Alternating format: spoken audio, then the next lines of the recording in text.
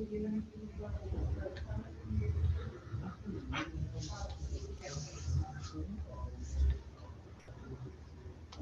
guys, hello everyone. Good evening. My name is Kunal Verma and I am a registered migration agent at Aussizz Group.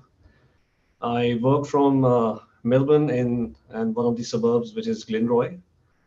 And as you know, we are we are going live as we do always on Fridays, when we try and answer questions for anyone and everyone who has got migration or education related queries while they plan to understand the requirements for state nomination, skill assessment criterias, family visas, what's happening with the recent updates, when are the programs or the new financial year is going to open. So through this platform, all the viewers can ask us the question, and uh, the migration agents would try and answer all those questions. So this is a platform you can use to get an answer for yourself, any of your friends, family members, and pass on the advice to them. Um, all you need to do is leave your comments in the chat section, and we will be answering the questions by reading them out. Uh, I'm sure most of you would know that there have been several announcements that has been made in the last couple of months. So those announcements have had an impact on a lot of people, knowing that the program for state nomination or for the federal has not opened yet. So we are anticipating that the program should open soon, since the immigration minister has made an announcement that they will be changing uh, the requirements for this financial year, and they will be restructuring the whole system or the whole migration program. The announcements which we know so far are that the migration planning levels have been finalized. So what it means is the number of seats for skill migration for family visas have been the same for the last what it was in the last year. So this this is what we know. A few changes which were related to the pathway for aged care workers, which is going to be executed in this financial year through the employer-sponsored stream, wherein the living agreement can be a way for them to apply for employer-sponsored visas, and their skill will be added for an option as well, which would lead to permanent residency through the 186, which is the employer-sponsored visa, the permanent stream for the employer-sponsored visa. Okay, so we've got some questions coming on. I'll start taking up those questions, and then we'll add up more information while we go forward.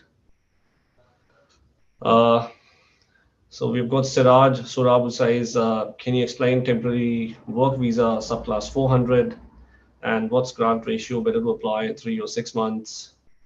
Uh, Siraj, the 400 visa that's been lodged, for the applicants who have got skills which are in higher demand in Australia, right? Basically, the purpose of granting this visa for the government is, then if somebody who has got some specialized skills which are in greater demand in Australia, they're able to get those skills for people to work here and then eventually leave the country. So in answering the question that what's the grant ratio, that entirely depends on the level of experience or the demand of the skill in Australia, and how well you've been able to demonstrate that through the application. So while the best way of doing it is by providing the need of that skill in the specific states, or let's say if that industry is widely known that there's a scarcity of that skill, then it would be your documents which would support by means of the reference letters, evidences for the payment, and third-party proofs confirming that you have actually performed that work will be the basis for you to get the visa. Now, 3 to 6 months, again, to whatever applications we have made so far, the success have been there for 3 and 6 months both. So I wouldn't say that there is any set, basis for them to pick up 3 over 6 and 6. But yes, things with skills which are in greater demand, definitely uh, you would be able to ask for a longer duration of stay, whereas the skills which are in not as much great demand, or not, I would say the skills which are definitely not the one which is specialist skills, could possibly lead to only 3 months of visa if you're able to still demonstrate that there is a need. Okay. Uh, Garima is asking, what are the chances of getting a 189 and 190 BA for 85 points? Uh, Garima, look, I mean, the basis of you deciding whether the points which you have would be sufficient or not would entirely depend on what has been the point score in the last invitation round. So with 189, the invitations which were conducted, and I believe the biggest round happened in the month of December only, when they have invited applicants with 85 points as well, which means yes, there are still going to be considerations at 85. Uh, but when you look at 190, that is entirely state specific. States like Victoria, New South Wales, Queensland would look at higher points, and that is where it is very difficult for you to obtain an invitation with lower points in these states. But while you are in other states, they were completely on their own specific programs which are meant related for that state itself. So all you need to do is obviously look at what state you're applying for. As I said, if it is anywhere in Victoria, wherein it's a combination of several things, not just point, which would get you the invitation, uh, they would invite you even for 80, 85 points. In New South Wales, it would be applicants with higher points itself for 190, because they have got so many applicants from IT background. So I believe it would be difficult to secure it in New South Wales. For Queensland, again, they have got a minimum points requirement with them. So they are not going to invite anybody for less than the point score, which is 80 they have specified for 190. That's where you have to have those many points to seek an invitation, other than meeting the requirements for that state nomination. Uh, Aiden Willis, 90 points, maintenance planner, offshore. The EOIs was submitted on 21st February. Is there a way to tell how long an invite would take in the next financial year due to allocations? Is it better to do onshore? Aiden, will the basis for invitation between onshore and offshore entirely depends on the demand of a skill. Now, to answer that, I will pick up an occupation which is in higher demand, and then an occupation which is in lesser demand. So when we talk about occupations such as social workers, nurses, with the medium to long term list, those occupations have been getting invitations even from offshore, from the federal, as well as the states have been nominating those applicants with the lowest of the point score itself. Whereas occupations which is yours, you might definitely see uh, the point score requirement would be higher, because there is adequate or lesser demand in comparison to these skills which are in higher demand. So definitely, if you're thinking of applying from onshore, you need to meet the specific criteria for the state which you're getting into. Now, certain states which have this occupation on the list, let's say when you talk about South Australia as a state, they have a specific criteria for inviting applicants. So when you come to that state, work in your occupation in the amount of time which you need to spend in that state, work for that much period, then you will be able to get nomination through them. So they won't disappoint you in nominating. Whereas if you're an offshore applicant, you would have a lesser probability of getting picked up, because of there would be higher number of applicants who are applying from onshore. So definitely, if you compare from onshore to offshore, I would say onshore applicants have a higher chance of getting an invitation, because they are able to meet the specific criteria of the states. And while you are within the state would believe your commitment would be much higher, because you would be working in the state in your skill or some other skill, and that would definitely benefit the state if you continue to live in that state itself. Okay, next question is from Pajit. I've got a question regarding 491. The 53,900 taxable income is way off right now. I have submitted 2 notice of assessment for 53,900. Do I need to do it again, or is it not mandatory anymore? So Pajit, if your application for 491 visa subclass has not been finalized yet, and now the current legislation says that there is no need for you to have any income, or a minimum income threshold has been removed from the 191 visa subclass. What it means is that you can, you don't need to have, you don't need to make a separate application, because the case officer would assess your application based on the requirements which is as of the date. Now, this has been obviously to, again, the reason for them to remove the requirement for the minimum income threshold was of the confusion that was being created when they announced that the minimum income threshold would be increased from 53,900 to 70,000. So that is only to remove that, concern or issue which was creating a conflict, that it was not applicable for the 191 applications. So the department is still asking you to provide them the notice of assessments for 3 years, which is definitely you have to provide them for 3 completed years, and your other proofs which are required for the 191 subclass. But I believe that application would still be assessed based on the current requirements. So you will be all right not doing anything else to your application.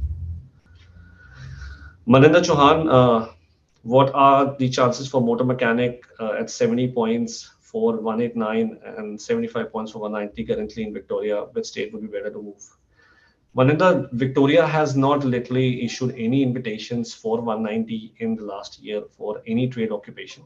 So what it means is that you do not, again, if they would continue to follow the same program for this year, they may not invite any applicants for subclass 190, but only look at giving invitations for 491.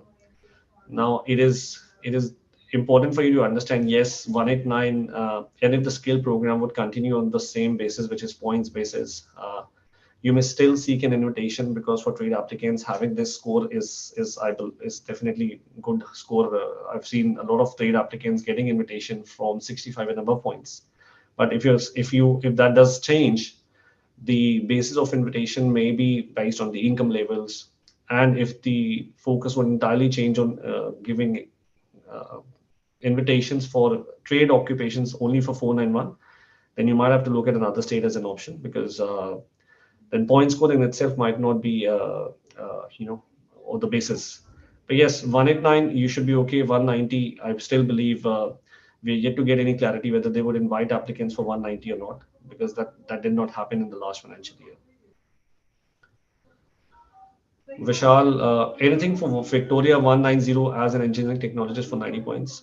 Vishal, Victoria has invited a lot of engineering technologists in the rounds, in this last 6 months as well. Well, they have been looking at applicants who are although engineering technologists, but they are obviously working in their field itself, or working at the skill level of 1, 2, or 3. So that definitely gives a lot of confidence to applicants, those who are working at the skill level 1, 2, or 3, and they're having engineering technology assessment, because the invitations have happened, and there have been invitations given to these occupations. Now, 90 points is definitely a good score when you're looking at getting nomination from Victoria, because I've seen last year the state has nominated a lot of applicants with lesser points as well, and they were working on a combination of quite a few factors. Number 1 being your points, number 2 the occupation, number 3 whether you're applying with a scale partner or you're applying as an individual. Number 4, the income levels you're showing with the application based on the skill job you're doing. So all these combined together have been the basis of Victoria inviting applicants. And so is that continue for this year. 90 points is good enough.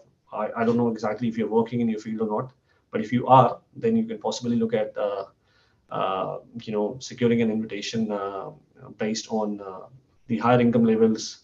Now with the threshold going up, I believe for engineers, they would look at the ones who are earning higher income, because 70,000 being the basis for the threshold for the income, they would definitely look at applicants who earn 70,000 and above, and that may become the differentiating factor as well.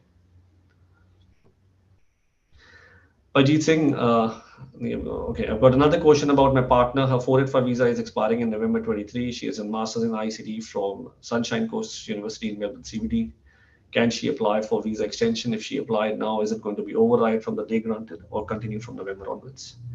Uh, Ajit, the first part of the question, you can look at if her CRICOS code and the qualification is in the list. Now, well, there are 3,200 plus qualifications, so wouldn't be able to check that. But I can say that if you could possibly look into the list and that qualification is listed there, yes, she is entitled for the 485 extension.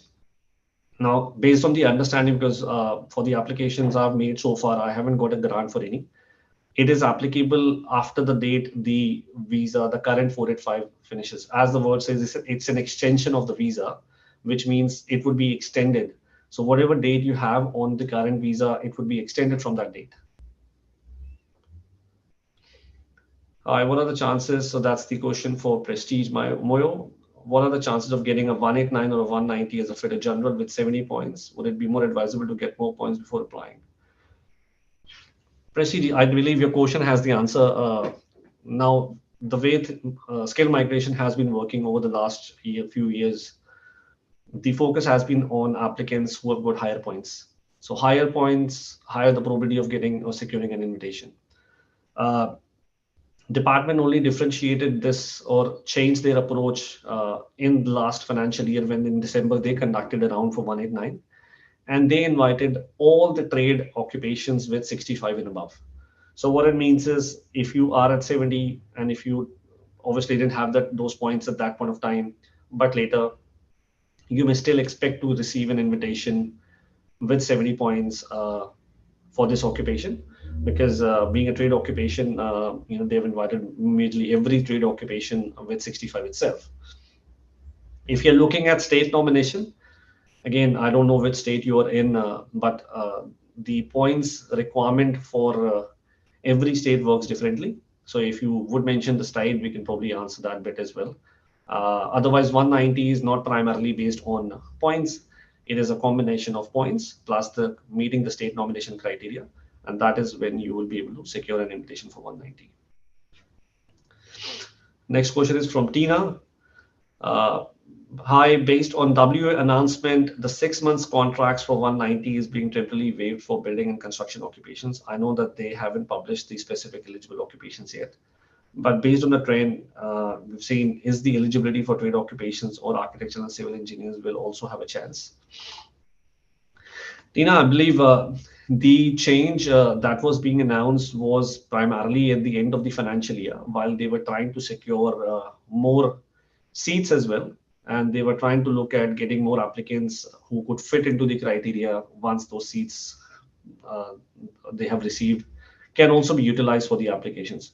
Because if I'm running with a criteria which not a lot of occupations are meeting, that somehow I would say that somehow takes away the point of asking for more seats.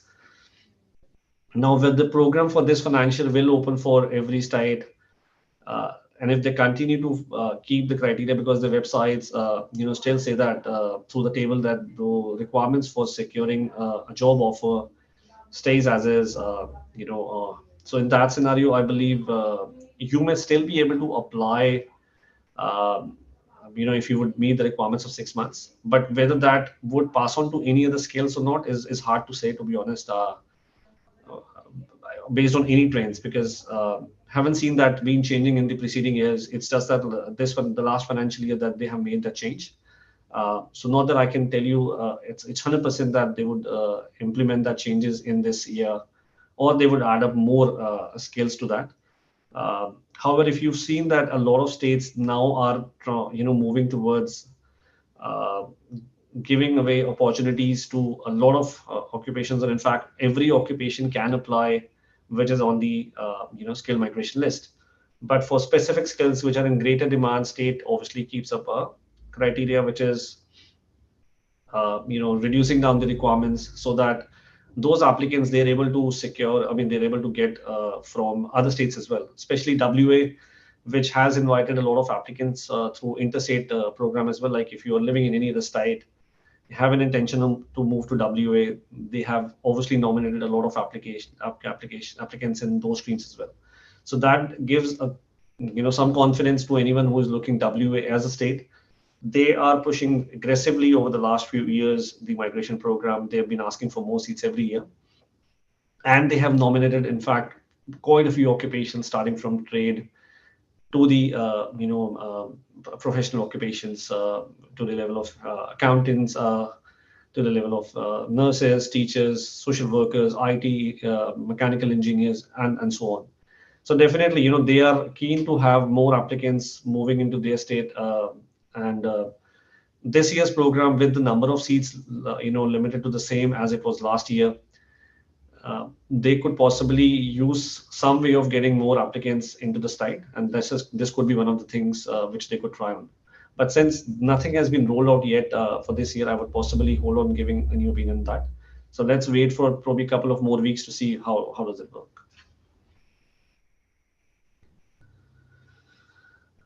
Blue Lagoon, how much possibility to convert tourist visa to student visa if I stay onshore, and if I wish, can I do it?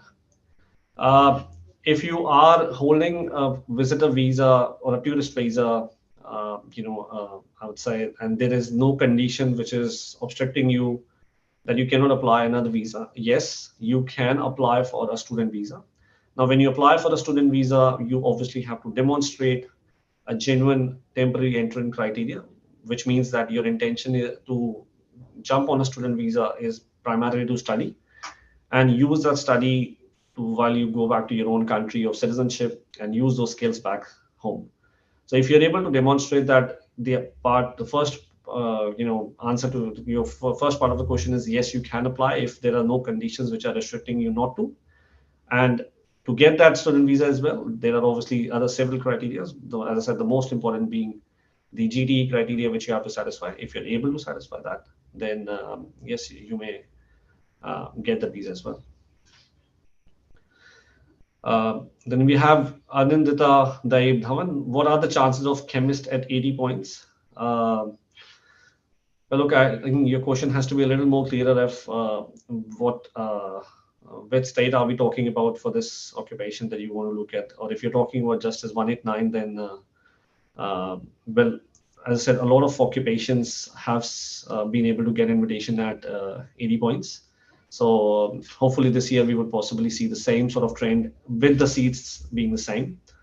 And as an onshore applicant, I believe, as per the statement, nothing official on this, or there are no records which I could possibly quote here. But if we go by the statements of the minister, then we may see some sort of approach in the migration program, which may lead to the income levels as well for those who are working in their nominated occupation or the closely related occupations. We've got the next question from Mayank Sharma. With 75 points in 189 and 80 in 190, what are the chances for offshore mechanical engineer? What is the cutoff for engineering manager?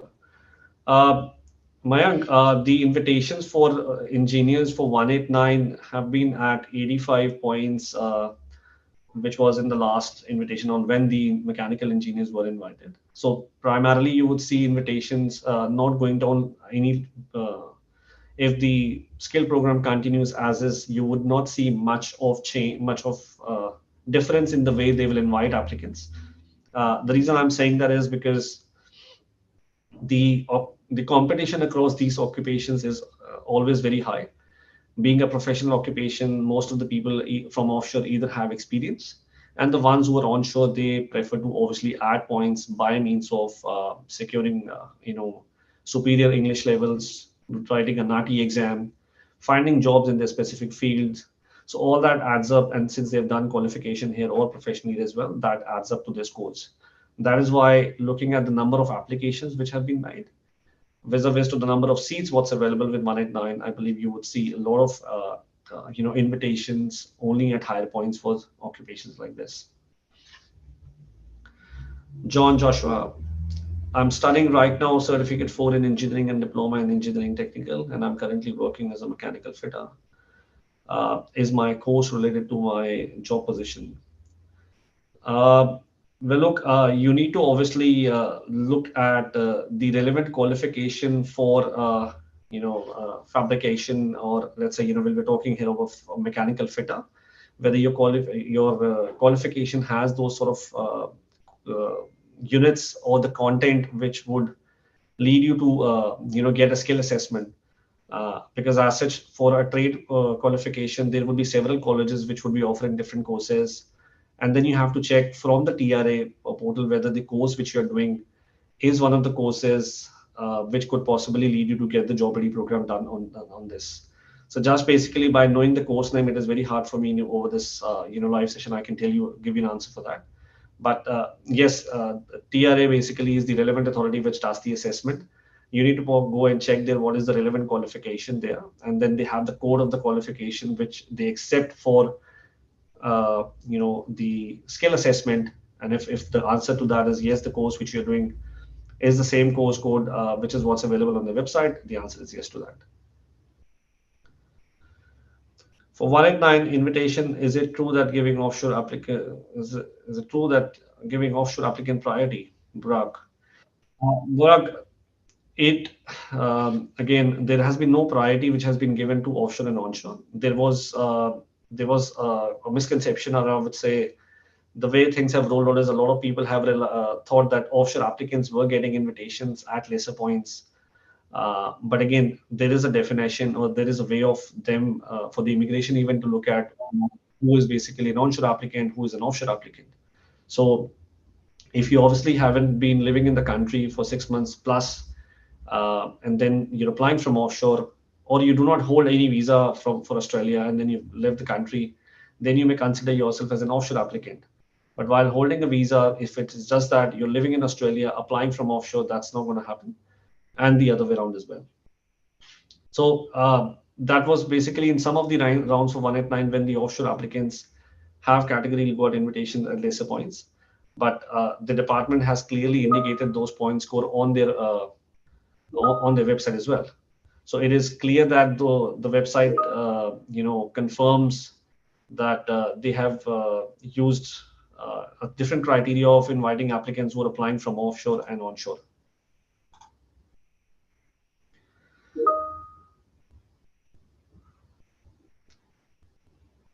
Okay, now who do we have next? So again, another question from John. If I'm already here in Melbourne, Australia, working part-time because I'm a student, what if my employer will sponsor me 485? Do I need to trade a test and they need to pay me 70K?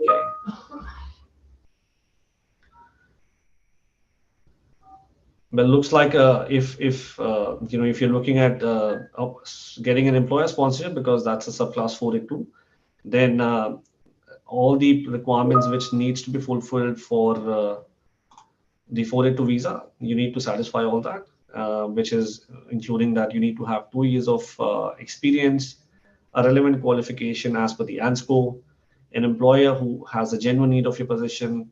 They need to perform the labor market testing and the associated nomination requirements, and that's when you would be able to apply for that 482 visa as well. Any update for new rules for peer pathway? Are they going to keep point system or removing? Well, again, that's the only thing which we all are eagerly waiting to hear from the department. So as of now, all I could possibly see was there was a rollout or the update from the Tasmanian state, wherein they had mentioned a few changes into their nomination program for this year for 190, while they have added all the occupations that's on the list. They have updated the threshold for the income, which has increased to 70,000. So the occupations which are on the Tasmanian scale occupation list, they can apply with 6 months of experience, and the other occupations with 15 months of experience in the nominated or closely related field. So those sort of changes we have seen, but yes, yet there has been no update on when the program would open, what would the program be like, whether the point system would stay. So hold tight, that sort of information we might be getting soon as well, and that's when we can educate you further on that. Another question we could see from a viewer, which is Burak. Do we need to add a irrelevant work experience on EOI and visa application? Burak, when you submit an expression of interest, there are questions which are to the relevance of whether you do have any experience which is related to your nominated occupation, and if you have experience which is not related to your nominated occupation, and you have to just mention the entire experience within the last 10 years, and then you need to put the details whether that's related to your occupation or not related. Okay, so you have to be careful in answering that bit. But yes, when you're submitting the visa application, there is definitely requirement that you have to fill every experience of yours which has been accumulated over a period of time, whether that is related or not, and you have to clearly mention that information in the form 80 which you provide as well, because that is the basis for them to assess the entire information which you would provide in support of your application. Rupal, what are the chances for accountants with 95 points in NSW? Rupal, again, last financial year, we haven't seen much of action for, 190 from New South Wales. And we could possibly see some good news from this year, as New South Wales has been one of the states which have always been at the front of inviting a lot of applicants across most of the occupations. Although, yes, they only look at applicants who are with higher points in most of the streams, such as accounting, engineering, and IT. So this, 95 score for New South Wales can be a good score to secure an invitation, because for 190, they have lately removed all other requirements one needs to fulfill, except you need to be living there. But again, competing in New South Wales, I believe most of the applicants who would apply from accounting field would either be at 95 or 100 points when they're looking at state nomination. So it would be rather more clearer when you would see the first round of invitation happening from them. They're inviting applicants with what score. If there is any scope for you to add another 5 points to your scores, I would say that would be the best way of looking at applying for New South Wales. And I wish you all the best. Hina, any chances in Victoria for system analyst with 90 points? So Hina, yes, system analysts or business analysts have received invitations at even lesser points than 90 in the last few invitation rounds.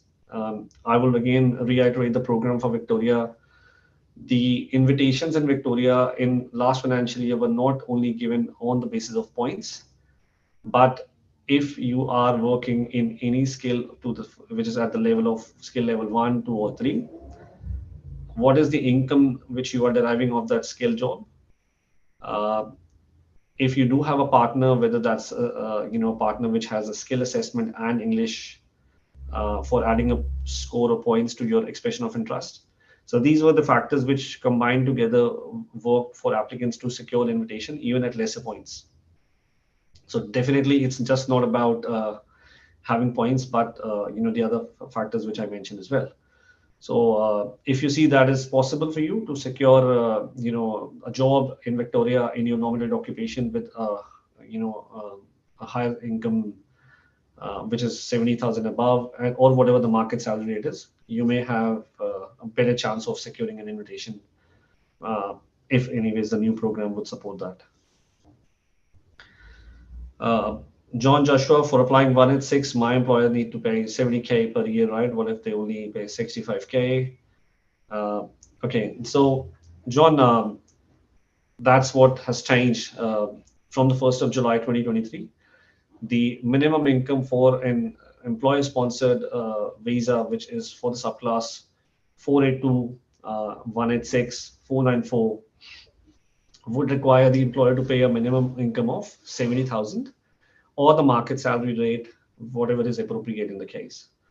So it depends on the experience you're applying with. But yes, if you're looking at the minimum salary threshold, that has gone to 70,000 for any future nominations, but not the ones which have been submitted before the 1st of July. Any future nominations which have been submitted, which will be submitted, will need to justify the income level of 70K or above, so that the state, the threshold will be met as per the new requirements itself. So Someone's asking a question. I've got 50 points and finished commercial cookery certificate 4 and got skill assessment. Living in New South Wales regional and applied EY for 491 from New South Wales RDA. And nothing has come yet. Is there a chance to get nomination for 491? Well, if you are fulfilling the requirements for the 491 for New South Wales, because they have got two streams in which, if you're applying under the RDA, then you can still meet the requirements. The nomination criteria works based on the pathway when you directly put an application to a RDA. In that case, you need to show that you have made an income in the last 1 year working for the same employer for the threshold of the income, which was 53,900 earlier. And that is in your own nominated occupation in the same RDA where you're applying for. Or in fact, if your skills are required in the region New South Wales, then you can apply through that stream. Or otherwise, if you have been invited through the Investment New South Wales. So I've got a few clients who are in the same occupation as a chef or a cook, and they have received invitation with the minimum points itself, which I believe should be the case for you as well. So yes, you may expect that the same program is rolled out for this year. You would be able to secure an invitation. You may be able to secure an invitation with these points. Well, I mean, as I mentioned before, with trade occupations, they are still looking at applicants who could rather show their skills, like a job which they have been working in the skill for some time. That would become the basis for you to secure an invite rather than just the points itself. Right. Okay. Now we obviously have seen that a lot of questions are also coming around the 485 extensions for those who are literally not eligible to apply for a 485 visa or the extensions.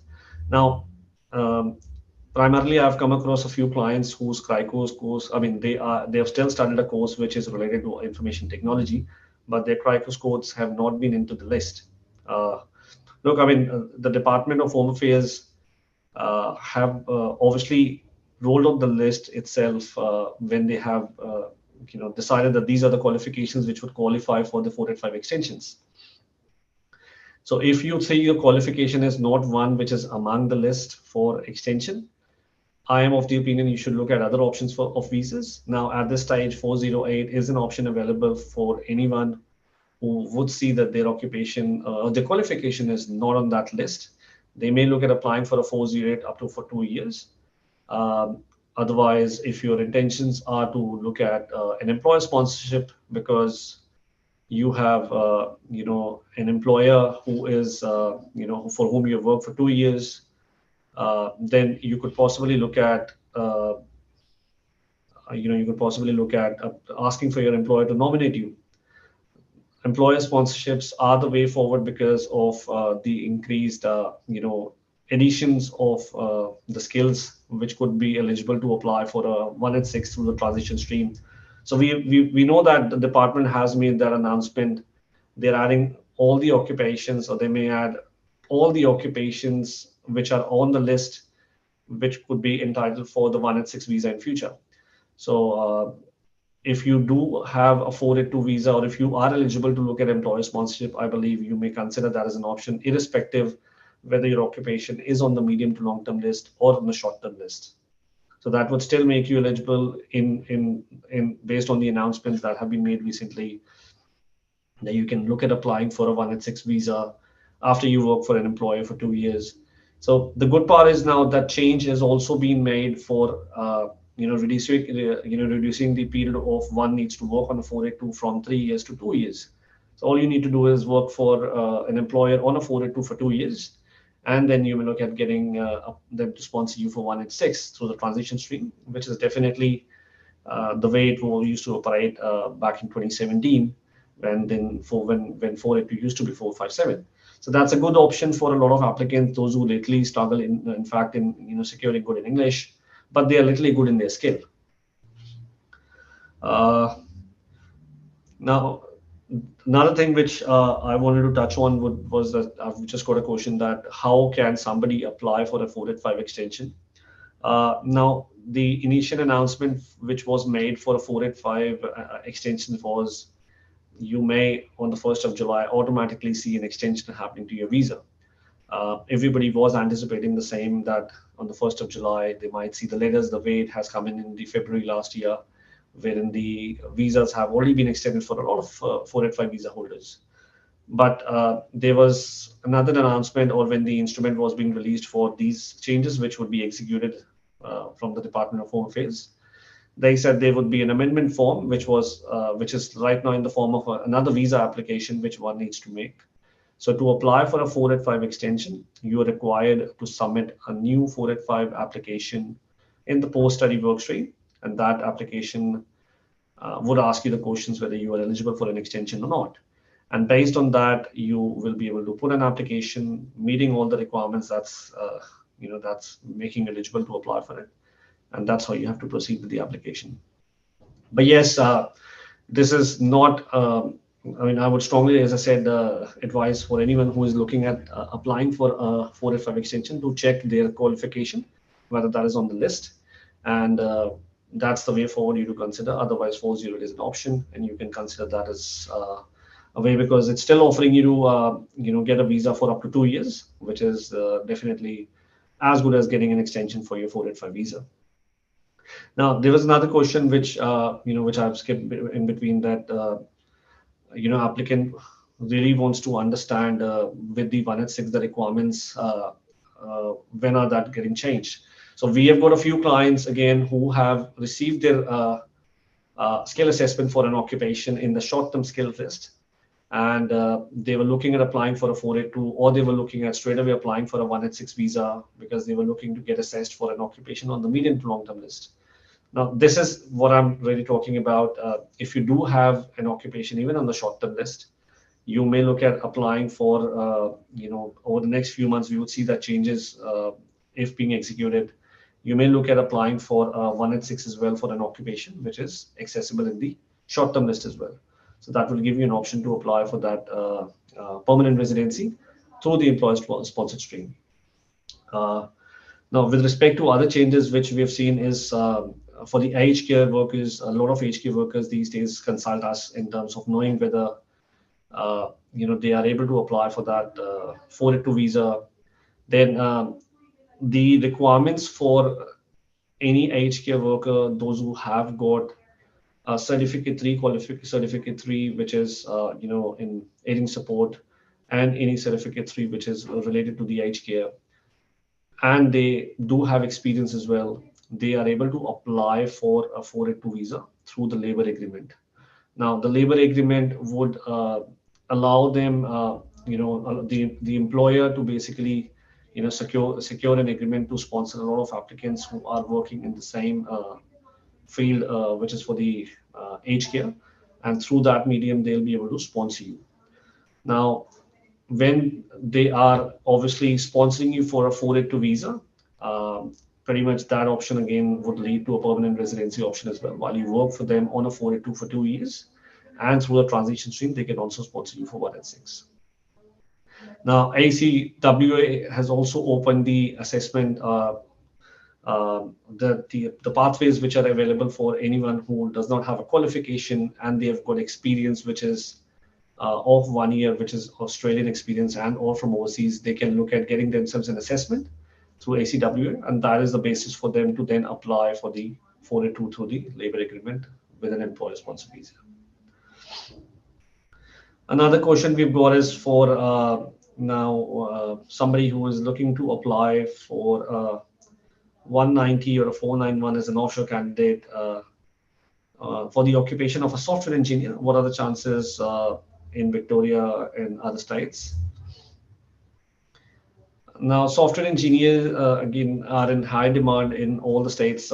In the last financial year, Victoria has nominated a lot of software engineers, and they have nominated to the lowest possible score of 70, 75 as well. We have secured invitations for clients from offshore for this occupation at 70 and 75 points as well. So definitely, if somebody who is keen to apply from offshore, they may consider Victoria as one of their preference in order to secure an invitation. Otherwise, in New South Wales, they have been nominating applicants from offshore, but they would look at applicants with higher points itself. Queensland, again, only nominate applicants who are 80 and above. That's what they invite for as well. ACD, again, they have a set criteria for those who demonstrate that they have experience in their field are able to apply. But yes, as I said, the easiest here would be still Victoria in securing an invitation. Another question we've got is for the nomination for in South Australia for an IT occupation at 190. So Pratik, the way South Australia nominates any onshore applicant is by means of you working in your field in South Australia. So you need to work there. That's how the program has been in the last financial year. And we're still waiting for an update of how things would roll out for this year. But the program was that you need, if you've been living in South Australia, you need to work for 12 to 24 months in your nominated occupation, depending which occupation you're applying for. And that would be the basis for you to put an application for 190 as as somebody who is applying based on the employment in the South Australia. Otherwise, you could possibly apply as a graduate. I mean, there are other options as well as a long-term resident. So there are quite a few options which you can consider in South Australia. But for 190, primarily you would see as a graduate or primarily working in your occupation, what the prime basis through which you can apply 190 with them. The other points we could possibly touch on while we're live is the changes in terms of the migration program altogether, wherein a lot of people have been working towards still adding up the points. I would recommend strongly a lot of people to make sure that they do their skill assessments on time, because a lot of authorities right now are taking much longer than the usual timelines. So you would see if you are coming from a background of information technology and you're applying for your assessment through ACS, or if you're applying your assessment through accounting, engineering of Australia, all these authorities are taking much longer than the usual standard times or the processing times were. So before the program for this financial year opens, it is essential for you to, get yourself a skill assessment if that would continue to be one of the prerequisites to apply for the skill migration. So not that you would start off now, then eventually you're looking at 2 to 3 months as a time lag between you getting the assessment and applying for the skill migration. Offshore qualifications to a greater extent also qualifies for a lot of IT engineering applicants. So I would like to touch on that as well. Anybody who has studied an engineering qualification, which is to the level or the duration which is in Australia, they can also look at getting their assessment based on the overseas qualification.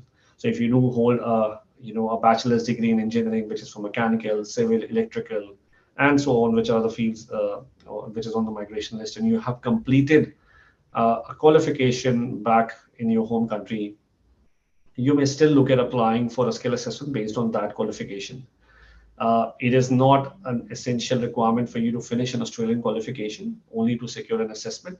If your overseas qualification is equivalent to an Australian qualification, and you are currently on a study visa. So a lot of students do come and ask, can we still apply for permanent residency while holding a student visa? The answer is yes. Obviously, if you do meet the minimum requirements of holding a skill assessment, have enough points, it does not matter what visa if you are holding a substantive visa, then you can apply, your permanent residency holding the visa.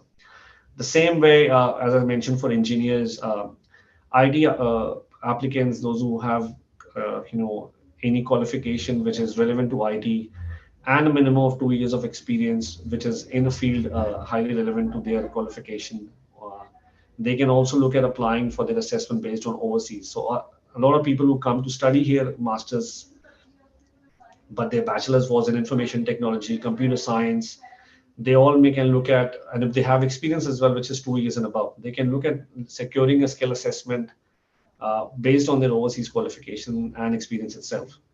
Now, these things, I believe, are not known to many students, just because when they apply for their study visas from offshore, all the information they get about is that how they can possibly get to a master's here, while there is no discussion on what exactly they can do while sitting offshore itself. So if you are in Australia, you meet any of these requirements, that you've studied an engineering qualification from overseas, or you've studied an IT qualification from overseas with experience. Even if without experience, you can still look at getting an assessment for an IT qualification as well.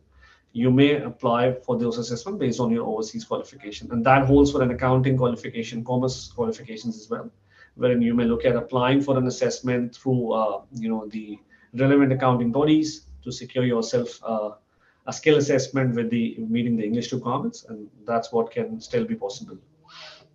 More questions getting added up from Naveen. Any idea about the South Australia state when they are opening their nomination program? I mean, it should be soon. As you know, if it's going to be the restructuring of the whole program, I'm sure it is going to take some time before they could roll out.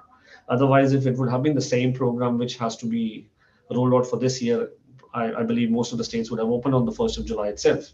Now, since there have been announcements, and to support those announcements, the states or the federal have been working together to roll out a program as soon as possible. Since the seats have been announced, I don't see there would be a lot of delay in getting this program for the year. But the whole time you should really, hear soon in the next few weeks about the programs being open. We've got next question from Naveen. When is it expected for Victoria to open its ROI? What are the chances for computer network systems engineer with 75 points? Naveen, again, when is something which is not known. It is as much as I said for South Australia, Victoria, if they're also changing their program or whatever changes they are bringing in, that we should get to know in the next few weeks. With respect to your question for computer networks and systems engineer, computer networks and systems engineer may secure an invitation with 75 points, and I've got invitations as well in the last financial year for someone with same occupation in the same school. As I said, the way I've seen is the invitations were being given for people who have been working in skill level 1, 2, 3, and what income were they making. Now, as an individual applicant or as a single applicant, if you have made an application with this score and with the skills assessment, and your income levels were to the extent of, let's say 100,000 and above, I believe the invitation would have come much quicker. Same way, if you do have a skill partner who is also having a skill assessment and succeeds, and your income levels are to an average income, which is say anything between 60 to 80K, you may still receive, you may still would have got an invitation, because in that scenario, I've got an invite for a client as well. So if you do not have a partner who's got English or even skill, and you do not have a job in Victoria, probably that's when your probability of getting an invite would be much lesser. Then ideally you should really work on increasing your points to see if you can fit in to seek an invite for a 189 or for 190, again looking for a job which is probably in your field itself, and that should be the way forward. I was on the discussions for 186 because a lot of people who really are looking at applying for 186, they get confused with their experience. Now 186, which is the employer nominated sponsored visa, which is a permanent residency when you are looking at an employer to sponsor you. There are two option streams there, which is a direct entry stream. Now with direct entry stream, you are able to apply through an employer by showing that you've got 3 years of full-time post-qualification experience, and that experience has to be relevant to your nominated occupation in which you're getting sponsored. You also need to have an employer who would have a requirement or a genuine need of your position to be fitting in their business. You are required to demonstrate you have a skill assessment as well, and the requirements for skill assessment can be very different to what exactly would be the requirements for the visa. So then you need to look at meeting all these requirements if you're looking at applying through the employer sponsored stream. That 3 years of experience does need to be full-time, or it needs to be equivalent part-time. That experience would also need to be over the last 10 years. Now that's the difference between when you look at applying for a 482 or a 186. That experience can be within the last 10 years and can be with different employers as well. So a lot of people get confused that, okay, the experience has to be with one employer. That's not the case for 186. or for 482, you can have experience which can be in bits and pieces. It has to be relevant to your skill. However, that experience has to be in the nominated occupation or a closely related occupation, but it can be for different employers. Now, with 482, when you look at meeting the requirements, the experience requirements for 482 is only 2 years. That's as an applicant, you need to have at least 2 years of experience.